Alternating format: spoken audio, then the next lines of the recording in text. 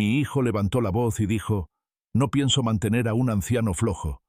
Lo que no sabía era que ese anciano era quien había fundado la compañía donde él mismo trabaja. Me llamo Silvestre Rosales, tengo 73 años, y jamás imaginé que las frases más duras que escucharía vendrían de aquel al que dediqué mi vida entera.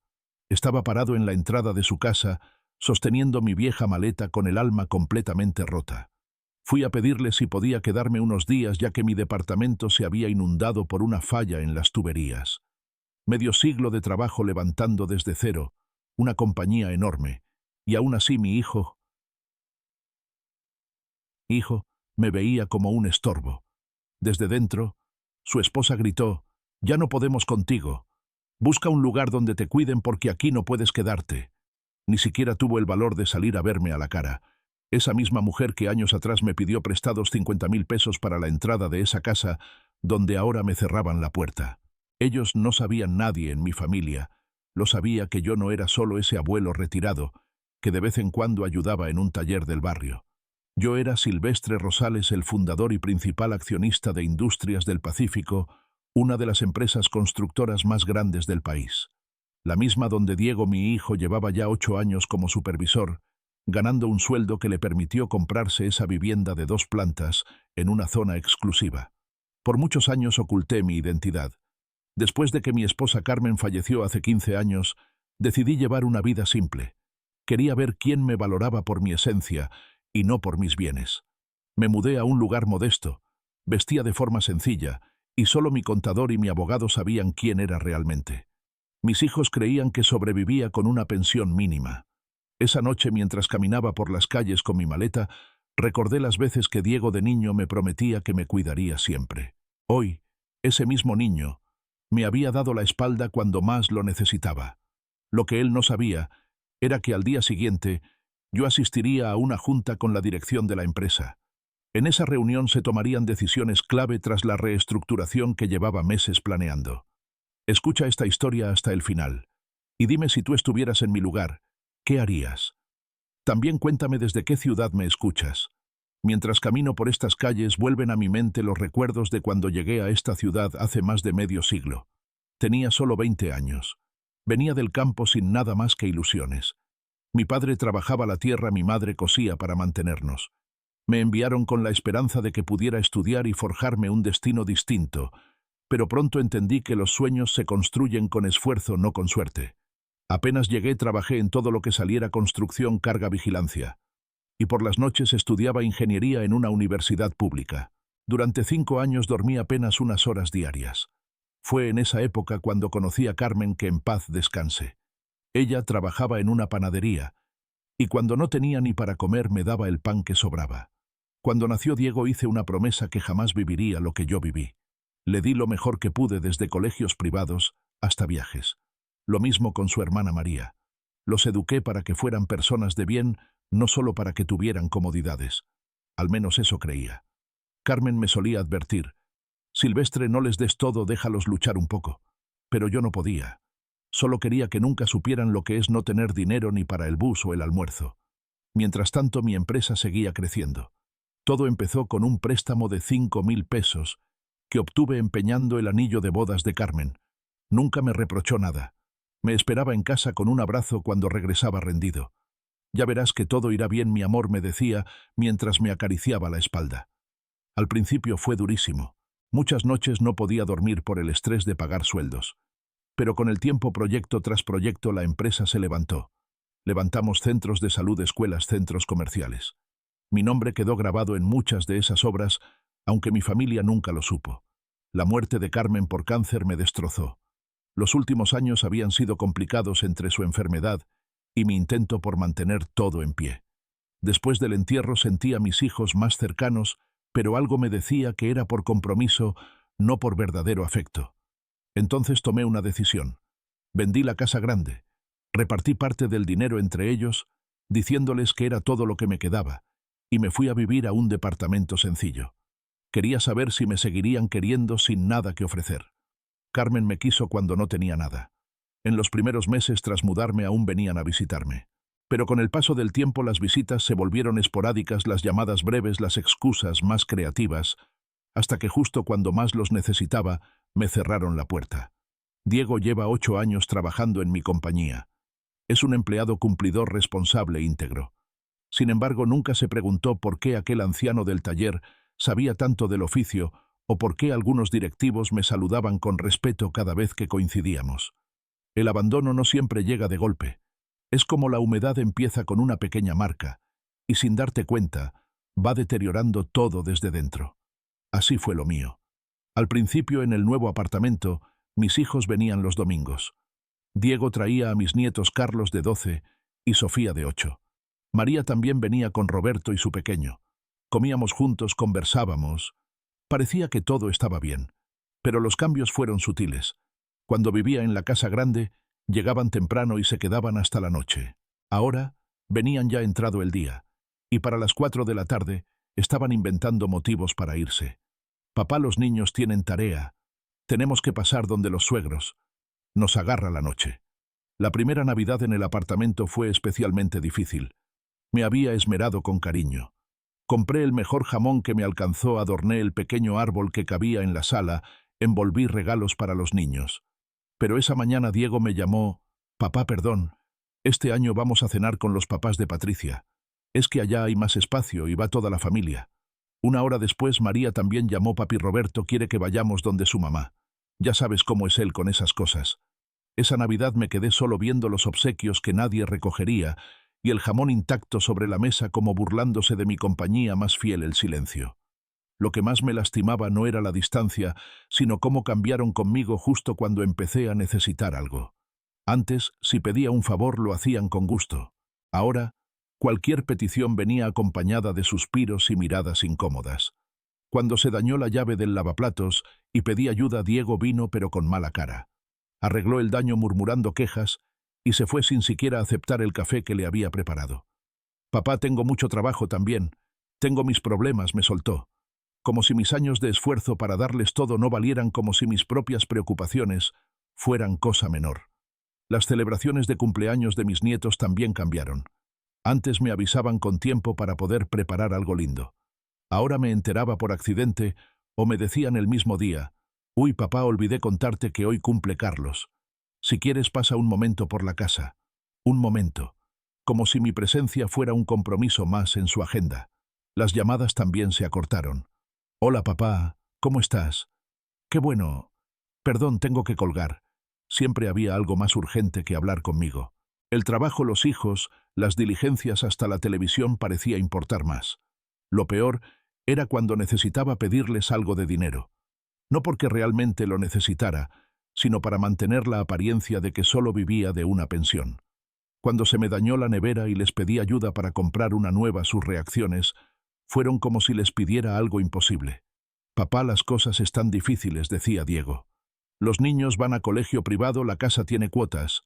Patricia necesita ropa para el trabajo». Todo servía de excusa para no ayudar. Pero yo conocía su sueldo. Sabía que tenía más que suficiente para vivir bien y tenderle la mano a su padre. María no era diferente.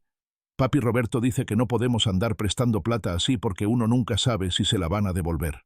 Como si fuera un desconocido cualquiera y no el hombre que pagó su universidad, su boda, su luna de miel y hasta la cuota inicial de su casa. El golpe más fuerte llegó el año pasado.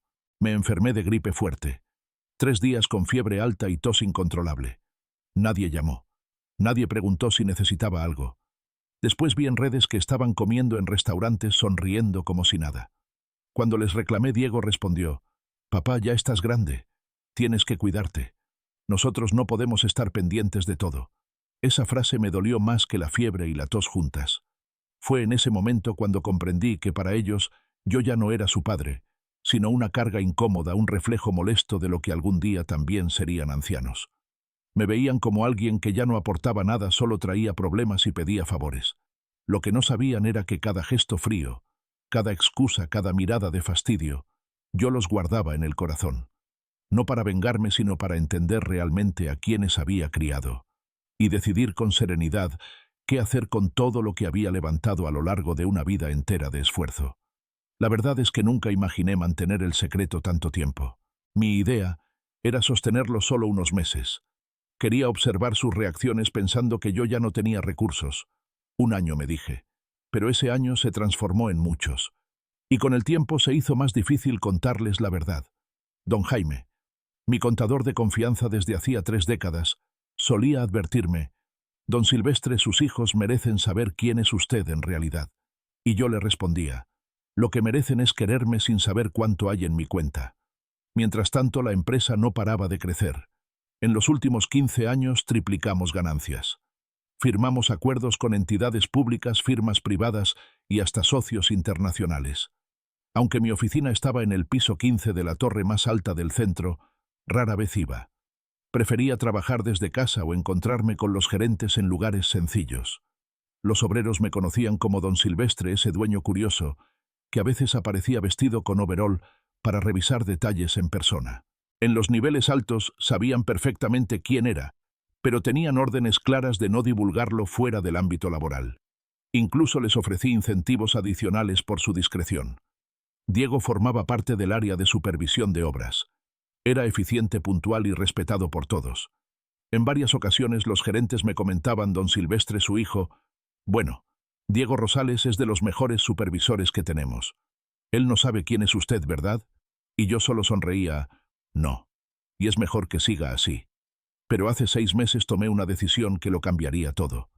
La compañía había crecido tanto que necesitábamos una reorganización profunda. Había departamentos saturados y otros con personal insuficiente. Era una medida dura pero inevitable.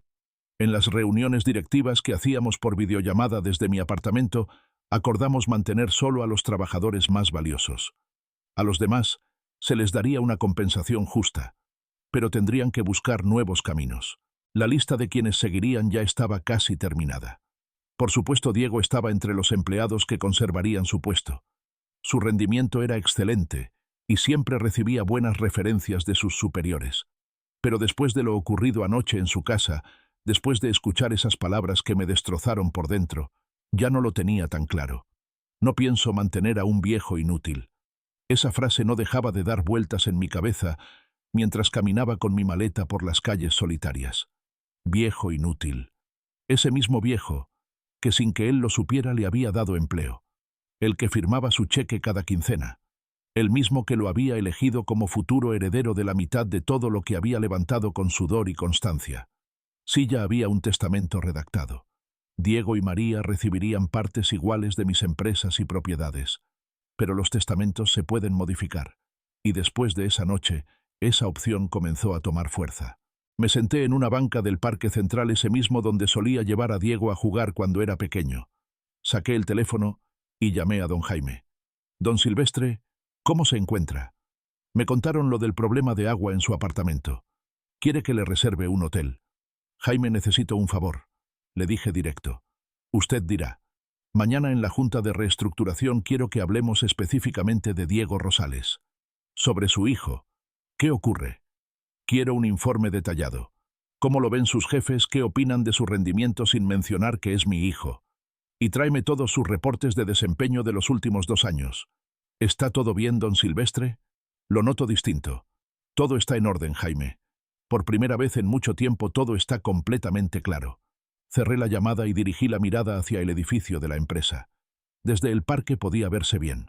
Diego estaba ahí arriba en el 6º piso, cumpliendo su jornada sin imaginar que ese viejo inútil del que renegaba era el dueño de todo lo que tenía a su alrededor. Esa noche dormí en un hotel sencillo, no por falta de recursos, sino porque necesitaba pensar con cabeza fría. Al día siguiente debía tomar decisiones que cambiarían no solo mi vida, sino también la de mis hijos. Y después de mucho tiempo, sentía que tenía las riendas en mis manos. Si tú estuvieras en mi lugar, ¿qué harías? Lo que sucedió en los días posteriores no lo olvidaré jamás. Era como asistir a una obra de teatro mal actuada, pero con un detalle trágico: los actores eran mi propia familia.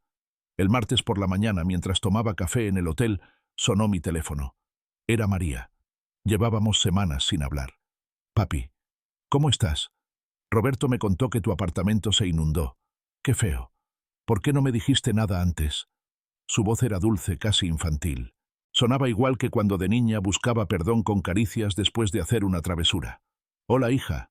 Sí, se arruinó todo. Estoy quedándome en un hotel por ahora. No puede ser, dijo alarmada. Mira, ¿por qué no te vienes a casa unos días? Roberto dice que encantado. Podemos preparar el cuarto de huéspedes. El mismo Roberto que 6 meses atrás me negó un préstamo porque nunca se sabe si se va a devolver. Ahora parecía todo generosidad.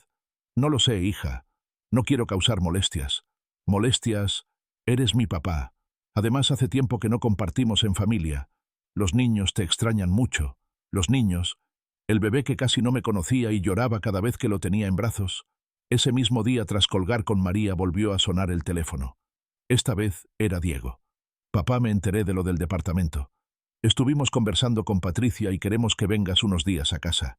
Sabes que ayer fue un mal momento, estábamos un poco estresados. ¿Estresados? Esa era su justificación para insultarme y echarme... No sé, hijo. Tu esposa no parecía muy contenta anoche. No, papá. Patricia estaba con otras preocupaciones. Ya hablé con ella y está de acuerdo. Además, los chicos quieren verte. Carlos preguntó por ti esta mañana. Carlos, el mismo que hace un mes en su cumpleaños me había dicho: abuelo, ¿cuándo te vas después de estar solo media hora en su fiesta? Pero lo más extraño no era el cambio de actitud, sino el tono. Había algo ensayado en sus palabras, algo que no sonaba natural. El miércoles llegaron los dos al hotel. María con Roberto y el bebé. Diego con Patricia y los niños. Una reunión familiar como no vivía hacía años. Papi, luces cansado, dijo María acariciándome la mano. Tienes que cuidarte más, ya no estás para andar por ahí durmiendo en hoteles. Papá, trajimos el carro grande para que vayas más cómodo, añadió Diego, tomando mi maleta como si fuera un enfermo sin fuerzas. Patricia, la misma que el día anterior me había tratado como un estorbo, ahora me recibía con una calidez que parecía sacada de una película. Don Silvestre, ya dejé todo listo en casa para usted. Le arreglé la habitación como a usted le gusta. Como a mí me gusta, si jamás se había tomado la molestia de preguntarlo. Roberto, siempre tan correcto y distante, ahora me daba palmadas en la espalda como si fuéramos viejos amigos. Suegro, cuéntenos bien qué pasó con las tuberías. A ver si le ayudamos con el seguro y eso. Durante el trayecto a casa de Diego, los oía hablar, y algo en su tono me alertó. Tocaban el tema del dinero, como quien lanza anzuelos. Papá, ¿el seguro cubrirá todos los daños del apartamento?, preguntó Diego. ¿Y tu pensión alcanza para estar en hotel tanto tiempo?, añadió María. Si te hace falta una mano, aquí estamos. Somos familia, intervino Roberto sonriendo con esa cara que no reflejaba ni una pizca de sinceridad. Cuando llegamos a su casa, el contraste con la noche anterior era impactante. Patricia, que horas antes me había cerrado la puerta, ahora me había preparado nada menos que la habitación principal. La mesa estaba puesta con la mejor vajilla, como si esperaran a un invitado ilustre. Abuelo, ¿te vas a quedar muchos días?, me preguntó Carlos esta vez, con los ojos brillando de ilusión. Todo el tiempo que quiera, mi amor, respondió Patricia mientras acariciaba la cabeza del niño. El abuelo es parte de esta casa. Durante la cena la conversación dio un giro sospechoso. Ya no hablaban del clima o del trabajo, sino de mí. Mi salud, mis planes, mis gastos. Papá, ¿has considerado mudarte a una casa más pequeña pero propia?, sugirió María. Así te olvidas de alquileres y dueños irresponsables. Sí. Y si necesitas algo para el enganche, podemos ayudarte, dijo Diego. Entre todos podemos colaborar. Entre todos. Los mismos que hace meses me habían dicho que no podían prestarme ni para una nevera. Los días siguientes fueron una demostración de cariño repentino. María pasaba a verme cada día. Roberto me llevaba al médico como si fuera parte de su rutina. Patricia cocinaba platos que nunca antes había preparado, y Diego llegaba temprano del trabajo solo para sentarse a conversar conmigo. Pero a pesar de todo ese despliegue de afecto, yo notaba los silencios, las miradas que se cruzaban entre ellos cuando pensaban que yo no veía, las conversaciones en voz baja que se callaban al verme entrar. Hay que tratarlo bien, le escuché decir a María por teléfono. Uno nunca sabe si tiene algo guardado. ¿Tú crees?, respondía Diego. Roberto dice que los papás de Patricia lo vieron salir de un banco que no es el de siempre, y parecía muy cercano al gerente. Ahí supe que algo había despertado su curiosidad. Tal vez alguien los vio conmigo, tal vez intuyeron algo. Pero ya no me veían como un viejo jubilado con mala suerte. Ahora me trataban como a un tesoro escondido, no por amor, por interés, un afecto cuidadosamente dosificado, abrazos ensayados, sonrisas que no llegaban al alma. Todo parecía sacado de una obra de teatro, hijos cariñosos, atentos, preocupados. Pero detrás de cada gesto podía ver la falsedad. Y lo más triste no era que fingieran, sino que creían que me engañaban. La confirmación llegó un viernes por la noche. Salí al patio para tomar un poco de aire y desde allí escuché sus voces saliendo de la cocina. Estaban todos: Diego, Patricia, María y Roberto. Hablaban en voz baja, aunque no lo suficiente como para que no los oyera. «Estoy convencida de que tiene más dinero del que dice», susurró Patricia. «Ayer cuando pagó en la farmacia le vi la billetera llena de billetes grandes. Y siempre paga todo en efectivo», añadió Roberto. «La gente sin plata vive a crédito, pero los que pagan en efectivo es porque tienen dónde agarrar. ¿Se acuerdan cuando murió la mamá y nos dio dinero a todos?», dijo María. «Nos dijo que era todo lo que tenía, pero fue muy raro que la cantidad fuera exactamente la misma para los dos. Y nunca ha pedido ayuda real», agregó Diego. «Solo pide para cosas pequeñas, como si solo quisiera aparentar necesidad». «Mi hermana trabaja en un banco», intervino Patricia, «y dice que hay muchos viejitos con plata que se hacen pasar por pobres para poner a prueba a la familia. Es más común de lo que parece». Sentí un escalofrío, no por lo que decían, sino por cómo lo decían, como si yo fuera un obstáculo, no su padre. «Entonces, ¿qué hacemos?», preguntó Roberto. «Lo seguimos tratando bien», contestó Diego. «Si realmente guarda algo, tarde o temprano nos va a confiar o, cuando muera, lo heredaremos. Pero hay que hacerlo con cuidado», dijo María. «No podemos cambiar de actitud de la noche a la mañana». «Eso», asintió Patricia. «Tenemos que hacerlo poco a poco, hacerle sentir que lo queremos, que nos importa, que somos una familia. Así cuando escriba el testamento pensará en nosotros». «Y si no tiene nada», dudó Roberto. «Bueno, habremos perdido tiempo siendo amables», rió Diego. «Tampoco es tan grave. Al final igual se va a morir». Esa última frase me golpeó como un puñetazo en el pecho. Igual se va a morir. Hablaban de mí como si fuera un mueble viejo con fecha de caducidad. Me quedé allí en el silencio del patio sintiendo cómo se me rompía el alma otra vez. La primera fue cuando Diego me gritó. Esta segunda fue peor porque ahora sabía que el afecto de estos días era una farsa. Regresé a la casa como si nada. Los encontré sentados en la sala viendo televisión fingiendo normalidad. «¿Papá quiere un tecito antes de dormir?», me preguntó Patricia con una sonrisa tan falsa como perfecta. «Está bien, papi. Lo noto un poco pálido», añadió María tocándome la frente con fingido interés. «Estoy bien, hijo, solo un poco cansado». Esa noche no concilié el sueño. Me quedé mirando el techo en la oscuridad, repasando cada palabra que había oído.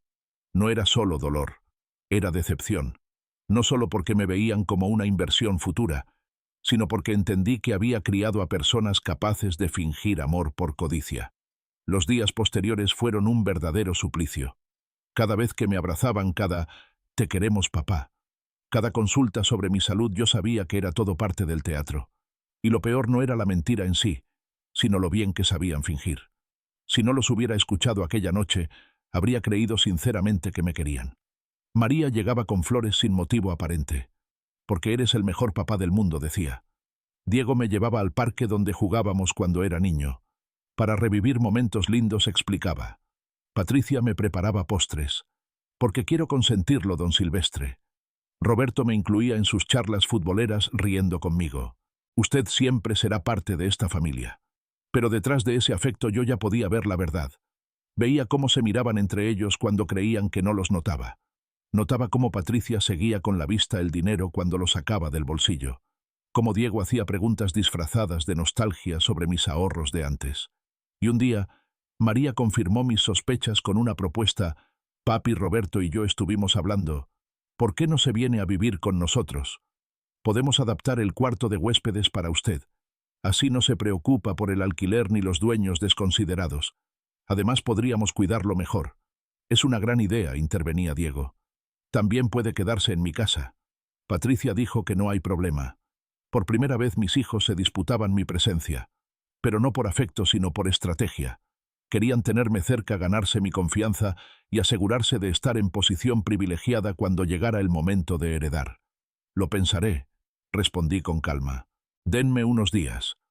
Esa misma noche llamé a don Jaime desde el baño con la ducha abierta para evitar que escucharan. «Jaime, adelantemos la reunión sobre la reestructuración. Y quiero que hablemos seriamente sobre el futuro de la empresa. Está todo bien, don Silvestre. Perfecto, Jaime. Más claro que nunca. Al colgar me miré en el espejo. El reflejo mostraba a un hombre de 73 años, con cabello gris, piel arrugada y ojos cansados. Pero también mostraba a alguien que ya no se dejaba engañar. Mis hijos creían que su actuación me tenía convencido. No sabían que el viejo también había aprendido a representar su papel. La reunión con Jaime fue en una cafetería discreta del centro, lejos de todo lo conocido. Llegué con anticipación y elegí una mesa escondida desde la cual podía ver toda la entrada. Jaime llegó puntual con una carpeta gruesa en brazos y ese gesto tenso que le conocía desde hacía 3 décadas. Don Silvestre, estuve pensando en su llamada toda la noche. ¿Qué está ocurriendo en realidad? Entonces le conté todo el desprecio en casa de Diego, la falsa amabilidad de los últimos días y aquella conversación clandestina en la cocina. Jaime escuchaba en silencio, a veces negando con la cabeza, a veces apretando los puños con rabia. Siempre le dije que ocultar esto tanto tiempo traería consecuencias, dijo. Lo sé, Jaime, pero ya no es momento de arrepentirse. Ahora toca decidir qué hacer con la verdad. Jaime abrió la carpeta y comenzó a desplegar documentos, balances, reportes financieros, papeles legales. La empresa está valorada en 250 millones de pesos, don Silvestre. A eso se suman 120 millones en bienes personales. En total su patrimonio asciende a 370 millones. 370 millones. Medio siglo de esfuerzo levantado, paso a paso, proyecto tras proyecto. Una cifra que mis hijos daban por descontada. Quiero que prepares 3 cosas, Jaime, le dije con firmeza. Primero, vamos a rehacer el testamento. Segundo, acelerar la reestructuración. Y tercero, quiero crear una fundación. Una fundación, sí, para ayudar a quienes de verdad lo necesiten. Gente sola, niños sin hogar, trabajadores humildes. Personas que me han tratado con respeto sin saber cuánto valgo. Jaime escribía sin parar. Esto va en el Nuevo Testamento. A Diego y María 5 millones cada uno. Más que suficiente para cualquier persona. Es apenas una fracción de lo que esperaban. Y el resto 50 millones en un fondo para mis nietos, disponible cuando cumplan 25 años y si demuestran ser íntegros. El resto, más de 300 millones, se destinará a la fundación. ¿Está seguro, don Silvestre? Es una decisión grande. Absolutamente. Pero hay más. Quiero que investigues con discreción a quienes me han tratado con afecto genuino estos años. Doña Carmen, la del taller, que siempre me recibe con cariño. El joven Andrés de la tienda, que me ayuda con las bolsas sin que se lo pida. Doña Rosa, la vecina, que me trae sopa cuando estoy enfermo. ¿Qué planea hacer por ellos? A Carmen le voy a regalar la casa que siempre soñó. A Andrés, cubrirle la universidad. A Rosa, asegurarle que nunca más tendrá preocupaciones económicas. Jaime detuvo la pluma y me miró con seriedad. Entiendo que está herido, pero tal vez sus hijos... No, Jaime. Ellos decidieron cuando me cerraron la puerta y se confabularon para fingir afecto. Yo solo estoy respondiendo a eso. ¿Y Diego? ¿Qué lugar tendrá en la empresa? Esa pregunta me pesó. Diego es eficiente, sí, pero no puedo trabajar con alguien que llama vago a su propio padre. Quiero que lo trasladen a la sede de Cartagena. Le dirá antes no. Se enterará el lunes con la carta. Igual que el resto cuando se publique la reestructuración. Pasamos 3 horas revisando cada detalle, papeles legales, movimientos de fondos, pasos para crear la fundación. Cuando terminamos, sentí que algo dentro de mí se había liberado. Una última cosa, Jaime. Quiero alquilar un departamento pequeño en el norte, sencillo pero con buena vista. Necesito un lugar donde estar en paz. ¿Va a contarles el cambio en el testamento? Todavía no. Quiero ver hasta dónde llega su teatro. Quiero observar cómo continúan fingiendo mientras se imaginan disfrutando de un dinero que ya no es para ellos. Esa tarde regresé a casa de Diego con una calma que no sentía hace años. Por fin tenía un plan claro. Cuando entré, todos me esperaban en la sala como si fuera una fiesta. ¿Cómo le fue en el centro, papá?, dijo Diego con su sonrisa ensayada. ¿Qué hizo por allá, papi?, añadió María. Nada especial, hijos. Solo unos mandados. Patricia me ofreció café en la taza elegante. Sonreí. El espectáculo apenas comenzaba. Gracias, María, le respondí con una sonrisa calmada. Pero no hace falta. Ya tengo resuelto a dónde voy a ir. Todos se quedaron en silencio. Roberto frunció el ceño. ¿A dónde va, don Silvestre?, preguntó con una amabilidad forzada que apenas ocultaba su inquietud. A un lugar donde nadie me llama viejo vago ni me abre la puerta con disgusto. Un lugar tranquilo con buena vista y sin tantas preguntas. Diego me miró fijamente. «Papá, ¿estás molesto por algo? ¿Esto tiene que ver con lo del apartamento?» Me reí suavemente y negué con la cabeza. «No, hijo. Estoy en paz. Lo que tenía que decir ya lo dije. Lo que tenía que decidir ya está decidido». María bajó la vista y jugueteó con su taza. Tal vez en ese momento entendieron que el juego había cambiado, que ya no era el anciano que podían manipular a fuerza de palabras dulces y abrazos de compromiso, que detrás de mis canas y mis silencios había alguien que por primera vez en mucho tiempo había recuperado su dignidad. Esa noche, mientras empacaba mis pocas cosas, pensé en todo lo que había pasado. En los años que entregué sin condiciones, en las veces que me tragué el orgullo por amor a mis hijos, en las puertas que se cerraron y las máscaras que finalmente habían caído. No tenía rencor, solo tenía claridad. A la mañana siguiente, con la primera luz del día, me despedí de la casa de Diego. Nadie se levantó a decir adiós. Tal vez por vergüenza, tal vez porque creían que aún no me iba de verdad. Tomé un taxi hacia mi nuevo apartamento. No era grande, pero era mío. Mi espacio, mi silencio, mi libertad. Desde el balcón, con una taza de café caliente entre las manos, miré hacia el horizonte y sonreí. No había perdido una familia. Había ganado una verdad. Y con ella, una nueva vida por comenzar. Roberto dice que no hay problema. Claro que no lo tenía, ahora podrían quedarse con el viejo millonario para ellos solos. Muy amable de tu parte, mija, les dije. Pero ya tengo otros planes. ¿Qué planes?, preguntaron los dos al unísono. He decidido vivir solo otra vez. Ya encontré un pequeño apartamento en el norte. Me mudo este fin de semana. Las caras que pusieron fueron dignas de una telenovela. Parecía que les acababa de anunciar que me iba a Marte. Pero papá insistía: Diego, ¿para qué se va a ir solo si aquí tiene familia que lo quiere? Porque necesito independencia, hijo. Ya he sido una carga suficiente. No ha sido ninguna molestia, gritaba Patricia. Siempre será bienvenido, papi. Eso no tiene sentido, añadía María. ¿Para qué va a gastar en arriendo si aquí puede vivir gratis? Ellos pensaban que yo venía gratis. Lo que no sabían era cuánto les costaría la lección que estaba por darles. Ya está decidido, afirmé con calma. Me mudo el sábado. Esa noche los oí conversar en la cocina. Esta vez no susurraban. No podemos dejarlo ir, decía Diego. Si realmente tiene dinero guardado y se va solo, puede dejar todo a algún extraño. Tenemos que convencerlo de quedarse, agregaba María. Es la única forma de asegurar la herencia. ¿Y si no tiene nada y solo estamos siendo paranoicos?, preguntaba Roberto.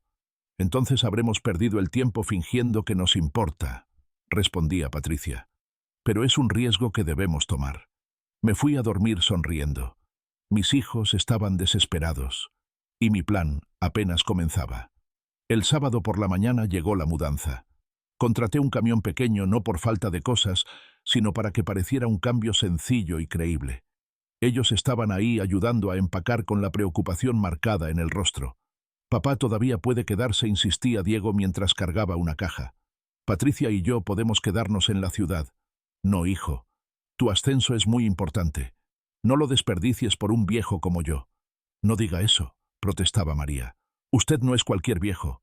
Es nuestro papá. El mismo papá, al que 2 semanas antes habían ignorado y dejado en la puerta. Ahora, de repente, era el ser más valioso del mundo. Mi nuevo apartamento estaba en el Nogal. Modesto, cómodo. 2 habitaciones, sala pequeña, cocina sencilla y una terraza con vista a las montañas. Perfecto para mi nueva etapa. Cuando terminamos de instalarme, María y Roberto se quedaron ayudando. Yo sabía que estaban curioseando, buscando alguna señal de mi situación económica. ¿Seguro que va a estar bien aquí solo?, preguntó María mientras acomodaba los platos. Muy seguro, mija. Este barrio se ve costoso, comentó Roberto mirando por la ventana. No le va a quedar pesado el arriendo. No te preocupes, ya tengo todo bien calculado. Las semanas siguientes sus visitas aumentaron. Diego llamaba todos los días, incluso antes de irse a Cartagena. María pasaba día de por medio con cualquier excusa, que me traía comida, que quería revisar mi presión, que los nietos deseaban verme. Pero yo ya había comenzado otra vida, una vida nueva que ellos no conocían y que nunca iban a conocer. Por las mañanas salía temprano a caminar por el parque del barrio. Allí conocí a don Carlos, un señor de 80 años, que sacaba a pasear a su perrito todos los días.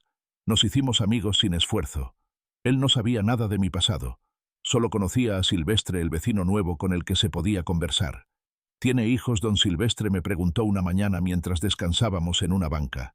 Sí, tengo dos, pero están ocupados con sus vidas. Ah, todos los hijos son iguales. Cuando son pequeños, uno es su héroe. Cuando crecen, uno se vuelve invisible. ¿Y usted cómo hace para no sentirse solo? Mire, don Silvestre, yo aprendí que la familia no siempre es la que comparte su sangre. A veces es la que comparte su tiempo. Esas palabras se me quedaron grabadas. También me hice amigo de doña Esperanza, la florista de la esquina. Llevaba 30 años en el mismo puesto, trabajando desde las 5 de la mañana hasta las 8 de la noche, para criar a 5 nietos huérfanos. Don Silvestre, usted siempre me compra las flores más caras, me decía mientras envolvía un ramo. ¿Para quién son? Para nadie en especial, doña Esperanza. Solo para alegrar el apartamento. Pero la verdad era otra, las flores eran mi forma de ayudarla sin que lo sintiera como caridad. También conocí a Julián, un joven de 23 años que trabajaba como domiciliario mientras estudiaba ingeniería por las noches. Lo conocí porque solía traerme las compras del supermercado y poco a poco fuimos conversando más. ¿Por qué estudia tan tarde?, le pregunté una vez. Porque es lo único que puedo pagar, don Silvestre. Durante el día trabajo para mantener a mi mamá, que está enferma. Pero algún día voy a ser ingeniero. Estoy seguro de que lo serás, le respondí. Y ya empezaba a imaginar cómo podría ayudarlo. Todas esas personas me trataban con cariño genuino, sin saber nada sobre mis bienes o mi pasado empresarial. Me apreciaban por lo que soy, no por lo que tengo. Y eso era justamente lo que llevaba buscando más de 15 años. Mientras tanto, mis hijos intensificaban sus visitas y llamadas. Papá, ¿cómo está de salud?, me preguntaba Diego desde Cartagena. ¿No ha pensado en hacerse un chequeo completo? ¿Para qué, hijo? Es que a su edad uno nunca sabe, y si llegara a pasar algo, tiene todos sus papeles en orden, el testamento, los documentos importantes. Ahí estaba la verdadera razón de su preocupación. Todo está en orden, Diego. No te preocupes por eso. María era más frontal, papi. Usted tiene alguna cuenta bancaria que nosotros no sepamos. Es que si le pasa algo necesitamos saber dónde están sus cosas. La ansiedad les brotaba en cada palabra. Pero lo que yo estaba a punto de enseñarles era una lección que el dinero no podía comprar. ¿Por qué me preguntas eso, mija, hija? No por nada, solo para estar preparados. Uno nunca sabe. Pero lo que más me dolía no era la pregunta en sí, sino ver cómo trataban de usar a mis nietos para ablandarme. Abuelo, mamá, dice que usted tiene una sorpresa guardada para nosotros, me dijo Carlos, una tarde en una de esas visitas que claramente no eran idea suya. ¿Qué clase de sorpresa? No sé, pero dice que cuando usted se vaya al cielo, nosotros vamos a poder ir a Disney. Disney. Mi nieto ya estaba soñando con mi herencia mientras yo todavía seguía vivo. Esa noche, cenando solo en mi nuevo apartamento, me cayó una verdad como una revelación. Después de 15 años, era feliz. Realmente feliz. Sin máscaras, sin tener que fingir escasez, sin soportar las miradas por encima del hombro de mis propios hijos, sin tener que tragarme palabras duras, como si no me dolieran. Ahora tenía amistades sinceras, una rutina tranquila y el corazón lleno con la certeza de que pronto ayudaría a personas que sí lo merecían. Don Jaime me había confirmado que todo estaba en orden. La fundación estaba registrada, el Nuevo Testamento firmado, las cuentas claras. Solo faltaba el momento justo para hablar, y ese momento llegó antes de lo que pensaba. Fue un martes por la tarde, 3 meses después de mi mudanza. Diego volvió de Cartagena para una reunión y aprovechó para visitarme. María también vino con toda la familia a cuestas. Estábamos todos en la sala tomando café cuando Diego soltó la pregunta que yo ya esperaba. Papá, tenemos que hablar de algo importante. Lo miré con calma. María y yo hemos estado pensando y creemos que ya es hora de que usted haga su testamento. ¿Mi testamento? Sí, papá. A su edad uno nunca sabe y queremos asegurarnos de que todo esté claro para que no haya problemas después. María asintió rápidamente. Papi, no es por nosotros, sino por los nietos. Usted sabe, para la universidad, su futuro. No es por ustedes. Qué frase tan bonita. Y tan falsa. ¿Y qué proponen?, pregunté como si no entendiera lo obvio. Bueno, dijo Diego. Pensamos que lo más justo sería dividir todo en partes iguales entre María y yo. Y si quiere dejar algo para los nietos, también estaría bien. Todo que Diego, pues. Sus ahorros, sus propiedades, lo que usted tenga. Un silencio incómodo se apoderó de la sala. Patricia y Roberto me miraban tratando de adivinar mi reacción. Yo respiré hondo, y les hablé con calma. Muchachos, hay algo que tengo que contarles. Sus ojos se encendieron como si por fin les fuera a revelar un secreto esperado. Los he estado observando estos meses y he llegado a una conclusión triste. ¿Qué cosa, papá?, preguntó Diego ya sin tanto entusiasmo. Que ustedes no me quieren a mí.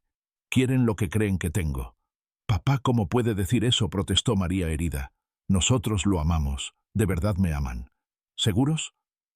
Me levanté de la silla y caminé hasta el mueble donde guardaba mis documentos.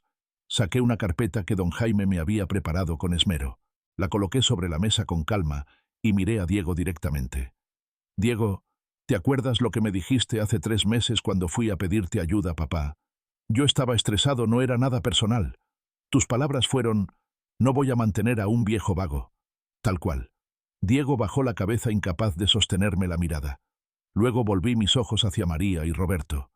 ¿Y ustedes? Pensaron que no los escuché aquella noche en la cocina. Pero oí todo. Escuché cómo planeaban mostrarme afecto solo para asegurarse la herencia. María, tú dijiste: hay que tratarlo bien. Uno nunca sabe lo que puede tener guardado. Y tú, Roberto, los que pagan en efectivo es porque tienen de dónde sacar. ¿Se acuerdan, papá? Nosotros nunca... Intentó justificar María. Por favor, no sigan mintiendo. Ya es suficiente. Abrí la carpeta y comencé a sacar los documentos que don Jaime me había preparado. ¿Quieren saber la verdad sobre mi situación económica? Aquí está. Coloqué sobre la mesa los estados financieros de la empresa, los títulos de propiedad, los extractos bancarios. Soy el dueño de Industrias del Pacífico. Sí, Diego, la empresa donde tú trabajas. Y tengo un patrimonio de 370 millones de pesos. Un silencio pesado se instaló en la sala. Diego se quedó mudo con los ojos desorbitados. María rompió a llorar. Patricia y Roberto se miraron pálidos como papel. Durante 15 años mantuve este secreto porque quería saber quién me amaba por lo que soy, no por lo que tengo. Y tristemente mis propios hijos reprobaron la prueba. Papá, no lo sabíamos, balbuceó Diego. Exacto, no sabían. Y cuando pensaron que era pobre me despreciaron. Y cuando sospecharon que tenía dinero fingieron amor. En ninguno de los dos casos hubo amor de verdad. Saqué el último documento de la carpeta. Este es mi testamento. Ya está firmado y registrado legalmente. ¿Qué dice?, preguntó María con voz quebrada. Dice que ustedes dos recibirán 5 millones de pesos cada uno. Es mucho más de lo que la mayoría de la gente verá en toda su vida. Y el resto, murmuró Diego. El resto irá a una fundación. Una que apoya a ancianos abandonados, niños, huérfanos y jóvenes trabajadores que luchan por salir adelante. Como don Carlos, que me saluda todos los días sin saber quién soy. Como doña Esperanza, que trabaja jornadas dobles por sus nietos. Como Julián, que estudia de noche mientras cuida a su madre enferma. Papá no puede hacer eso, gritó María. Somos su familia. Familia. La misma familia que me cerró la puerta en la cara cuando necesitaba ayuda. La misma que planeó simular cariño para quedarse con mi dinero. La que me llamó viejo vago. Diego cayó de rodillas frente a mí con los ojos llenos de lágrimas. Papá, por favor, perdóname. Estaba equivocado. Podemos empezar de nuevo. Diego, ¿crees que fue casualidad que te ascendieran y te trasladaran a Cartagena? Fui yo quien ordenó ese cambio. Pensé que lejos del ruido y de la influencia de otros, podrías encontrar tu propio valor. Y ahora por fin, podía decirlo todo sin miedo. Porque esta vez, no buscaba aceptación, solo verdad. Quería alejarte porque no podía soportar trabajar en la misma empresa que alguien que me desprecia, le dije con firmeza. Tú no lo sabías, pero fui yo quien ordenó tu traslado. Soy tu jefe, Diego. Siempre lo he sido. Y te ascendí porque eres un buen empleado. Pero como hijo me fallaste. María entre sollozos me suplicó: papi, por favor, déjenos demostrarle que podemos cambiar. Ya es muy tarde para eso, hija, le respondí con serenidad. Ustedes ya son adultos, y los adultos muestran quiénes son con sus actos. Ya lo hicieron. Me volví a sentar en mi silla. Los miré uno por uno. No con rabia, sino con una verdad que ya no pensaba esconder. No los odio. Los he amado toda mi vida y una parte de mí siempre los va a amar. Pero no voy a seguir fingiendo que somos una familia feliz. Roberto, con voz baja, preguntó: ¿y entonces qué va a pasar con nosotros? Van a seguir con sus vidas, contesté. Van a recibir lo que les corresponde cuando yo ya no esté. Y yo voy a seguir con la mía, rodeado de personas que sí me quieren de verdad. Se levantaron en silencio. Salieron uno por uno derrotados sin necesidad de que los echara. Sabían que esa noche no solo habían perdido una herencia, habían perdido algo mucho más valioso, la oportunidad de tener un padre presente. Esa noche me senté en mi terraza. Las montañas frente a mí parecían más cercanas que nunca. Sentí una paz profunda, la más real en años. Al día siguiente comenzaba una nueva etapa. Oficialmente la fundación empezaría a operar. Iba a ayudar a don Carlos a renovar su apartamento. Iba a cubrirle la universidad completa a Julián. Iba a regalarle un nuevo puesto de venta a doña Esperanza. Todo eso sí me daba alegría. Todo eso sí era familia. Porque aprendí algo que quizás tú también necesitas escuchar. El amor verdadero no se compra, pero la dignidad no se vende. La sangre no garantiza amor. A veces la familia que uno elige es la que de verdad te cuida, te respeta, te valora. Y nunca, nunca es tarde para empezar una vida nueva, rodeado de personas que te aman por lo que eres, no por lo que tienes. Ese es mi mensaje para ti. Y ahora dime tú, ¿desde qué ciudad me estás escuchando?